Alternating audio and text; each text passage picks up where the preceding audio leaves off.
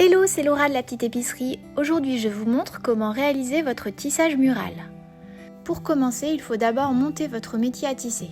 Pour cela, placez les 2 barres lisses à votre gauche et à votre droite et les 2 barres épaisses en forme de peigne, en haut et en bas de votre métier.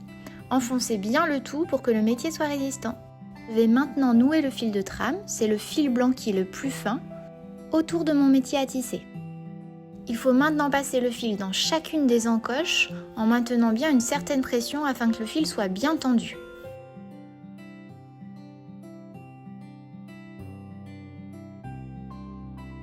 À la fin, je noue bien en serrant au maximum.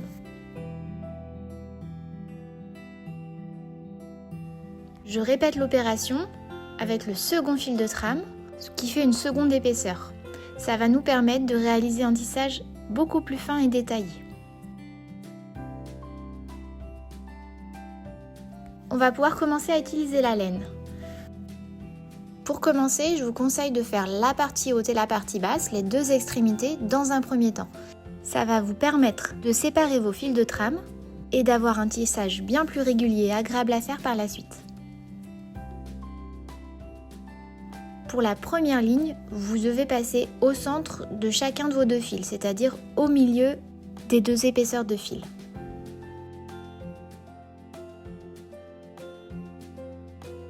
Les premières lignes sont les plus difficiles à faire, ne vous affolez pas.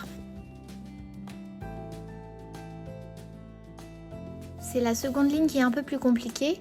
Vous devez réaliser une alternance avec vos fils, c'est-à-dire passer dessus, dessous, dessus, dessous. Faire en sorte que si sur la ligne précédente vous étiez passé sur le fil de trame, vous passiez dorénavant dessous la ligne de trame. Et ainsi de suite. C'est compliqué au début puisque c'est un coup de main à prendre et surtout que les fils sont très serrés. Mais ce que vous allez faire là va permettre au fil de trame de s'écarter et de réaliser votre tissage tranquillement par la suite.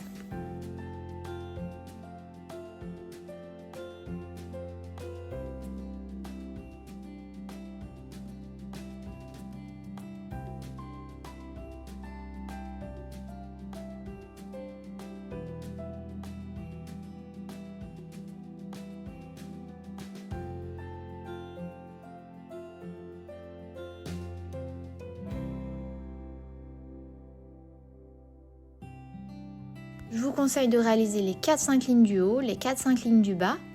Vous pouvez les faire au milieu de votre métier à tisser, vous verrez, ça sera plus facile. Et puis ensuite, il suffit d'utiliser le peigne pour pousser la laine et la ramener vers les extrémités.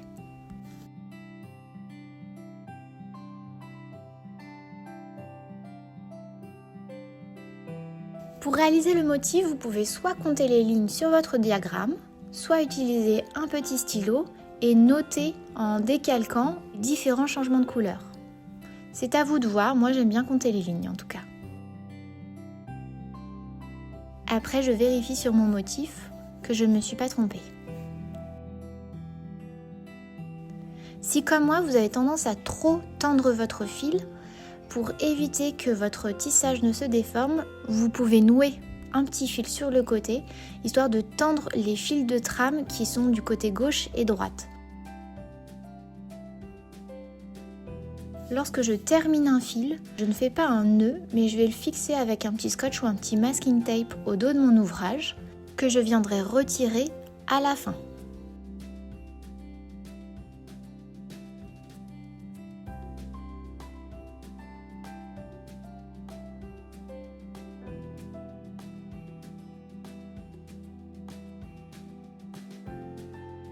Je vous montre ici comment réaliser la liaison entre les 2 teintes. Il suffit en fait de tisser sur la même ligne de trame et de faire en sorte de toujours respecter l'alternance de dessus, dessous, dessus, dessous.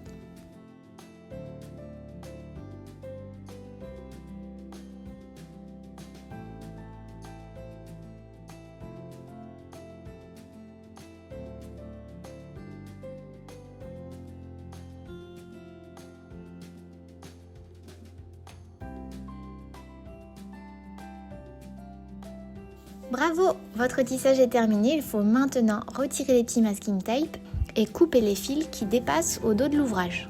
Ensuite, retirez-le de votre métier à tisser en poussant légèrement les fils de trame pour les faire ressortir des encoches. Tirez au maximum sur ces petits fils blancs pour faire en sorte qu'ils ne dépassent qu'en haut du tissage. Vous pouvez désormais enfiler votre création sur la petite échevette qui est fournie. Vous pouvez, si vous le souhaitez, masquer ces fils blancs qui ne sont pas très jolis avec le fil de laine.